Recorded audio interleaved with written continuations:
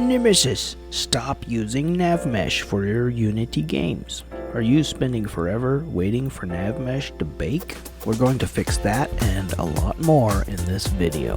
On this large default terrain, hitting bake kills my workflow. Over 20 minutes in and we're still barely 5% done. I confirmed it is maxing out my CPU, so it wasn't just frozen, it was working. Maybe I need a faster computer.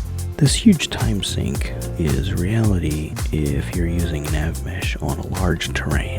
Default navigation settings are radius 0.5, height 2, step height 0.4, and max slope 45. I adjusted these settings to radius 1, height 2.5, step height 0.75, and max slope 50. The NavMesh surface settings voxel size defaults to 0.33 repeating, and I overrode the voxel size to 0.35. And yes, the time drops to about 8 minutes. Better, but still very painful. And that slowdown happens not only on bake, but every time you enter play mode. And the slowdown isn't the worst part. The real pain begins when we actually try to use these NavMesh agents. I placed a few agents close together near the object that is considered their home base that they should stay nearby and wander around. When I hit play and waited for a while, I found the first agent nearby. He looks okay, he's moving relatively normally, but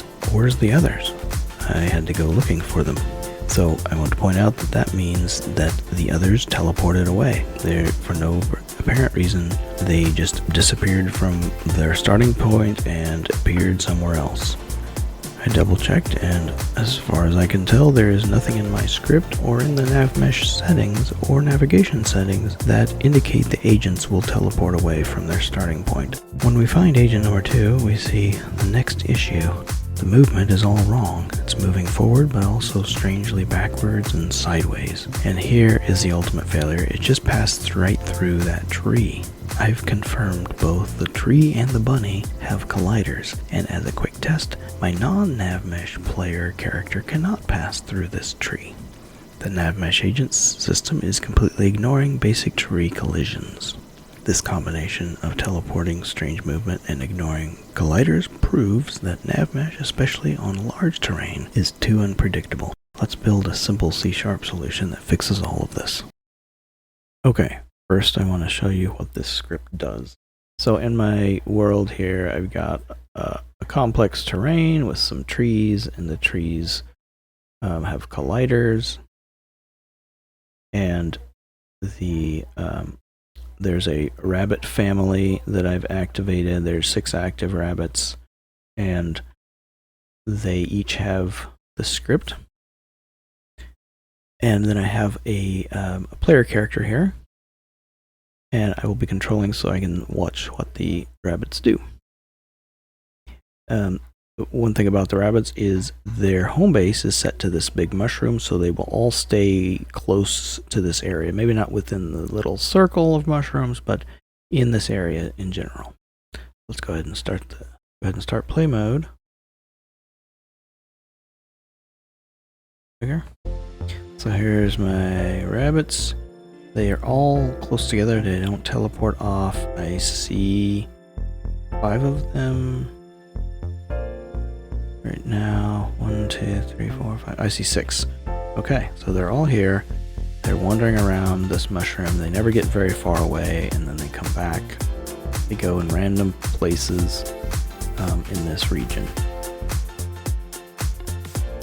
They don't walk through stuff if they get stuck on something where they're trying to go on the other side of an obstacle, or the location they're trying to go to is inside the obstacle, then it will say stuck detected down here in the console, and then they will pick a new place to go to try to get unstuck.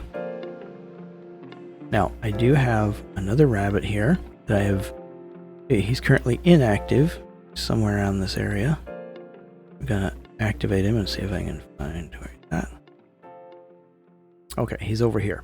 So I moved him kind of far away from the others.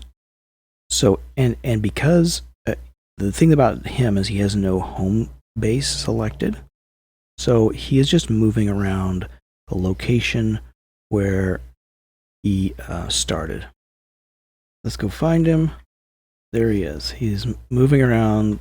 His home base is basically just the position where he started. And he's just going to wander around that area and never get very far from wherever that central spot was that he started at. I'm going to take my player character and drag it onto this character's home base. And then see what he does. Oh, he's over here close to us now. I'm going to move somewhere else and see if he follows me. Where's he at? There he is. He's coming over here.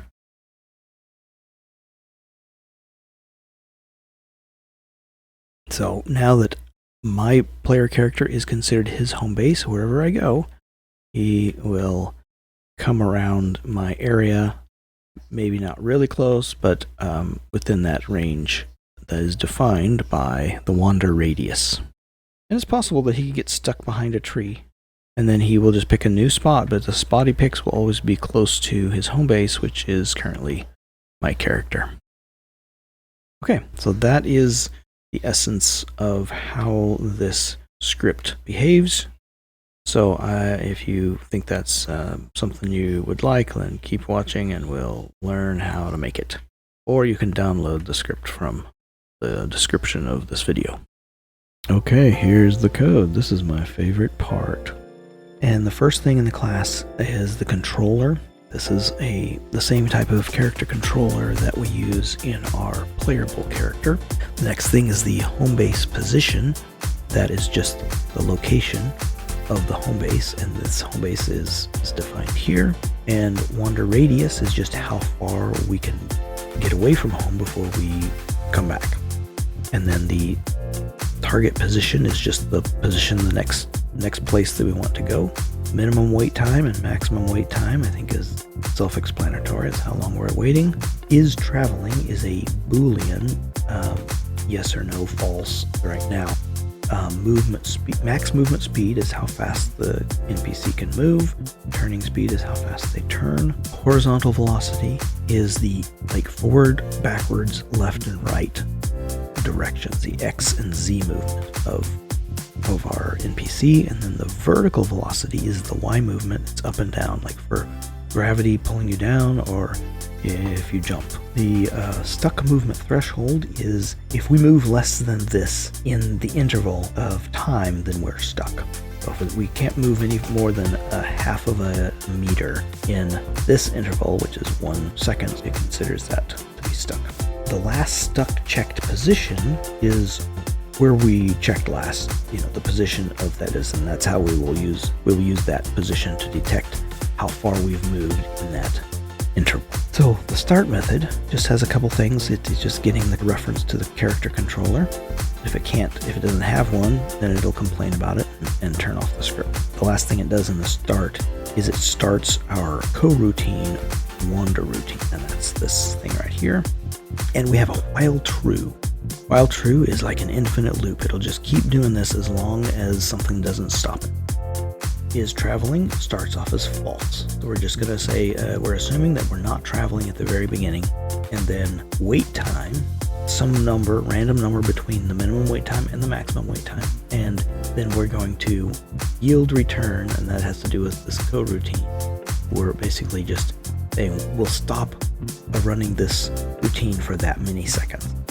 So whatever that wait time turned out to be, we will just pause for that long, do nothing. And once that time is up, it will come back into the routine, and it will say, do we have a home base? Home base, remember, is a transform, and if there is a home base, it will set the home base position to that home base's position. If there's not a home, it will set the home base position to the current character's position. And then we make a random relative position, and it's the two-dimensional vector2, and we use the method random.insideUnitCircle, which will just pick a random position inside of a circle, and then we multiply that times the wander radius. This is how far away from our home base then we can wander. And then this target position is equal to the home base position plus the random relative position x and z.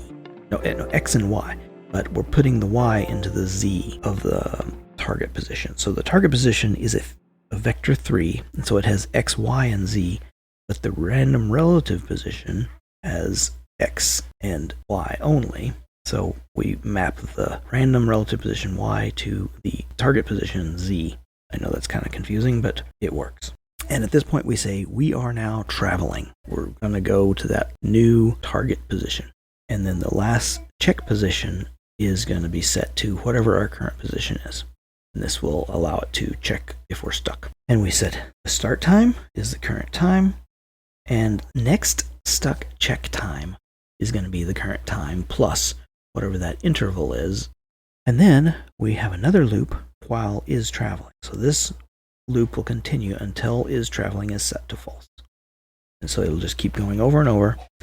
And then the stuck check, first of all, says if the time is elapsed, means the time is greater than the next stuck check time, then we calculate how far we've moved in that amount of time based on our current position and the last stuck checked position.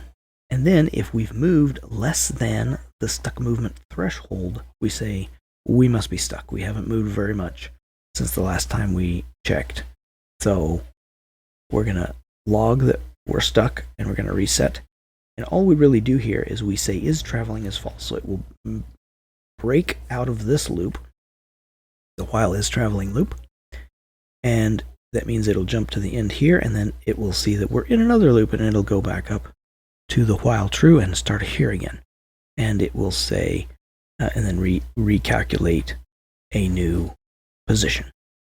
But if it's not stuck, it goes ahead and checks, sets the last stuck position to the current position, and the next stuck check time to the current time plus whatever the interval is. And then we yield return this method to allow the things to happen, and it will come back in one frame. Here's the update method. This is what runs once per frame. And this is just calculating the movement, vertical velocity. It's subtracting 10 times the time scale, and this will apply gravity basically. We check if we are traveling, if is traveling is true, we calculate the current position based on our transformed out position x and z. We don't care about y because we might be on a surface that makes us up high or low. We're not trying to care about like how high in elevation we are. And then our target position is going to be the target position x and z. We don't care about y. And then we calculate a target direction based on the target position minus the current position.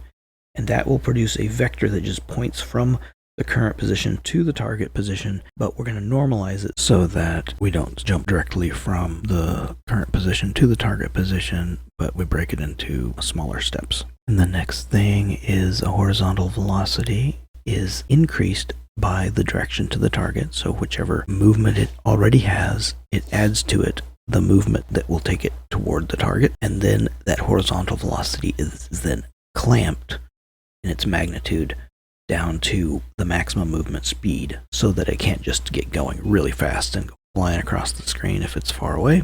And then the horizontal velocity, if that magnitude is greater than a very small number. So, if it's trying to move at all, it should be greater than this 0.01. Then we go ahead and also rotate the character. And we use this quaternion.slurp as a kind of a smooth rotation. And we rotate it to look at the direction. This is the horizontal velocity, the direction that we're trying to move in. And this slurp also needs to know, like, it's also broken up over multiple steps so that we need to give it a speed, how quickly it turns. And then we measure the distance between the current position xz and the target position xz. And if it is very close, like a half of a unit, then it says I've got close enough. I am done traveling to this location. I've arrived. And so that all happens if it is traveling. And this at the end sets it to it's not traveling, but only if it reached the destination.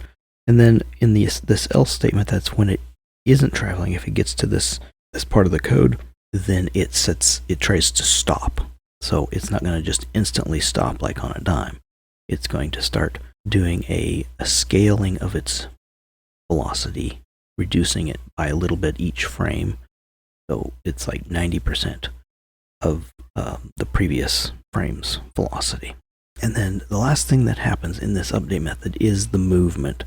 So all this other stuff was just calculating what the movement should be, and then we actually do the movement. We use both the vertical and the horizontal velocity so that gravity is applied, and then that's it. Thank you for watching LewyT Game Lab.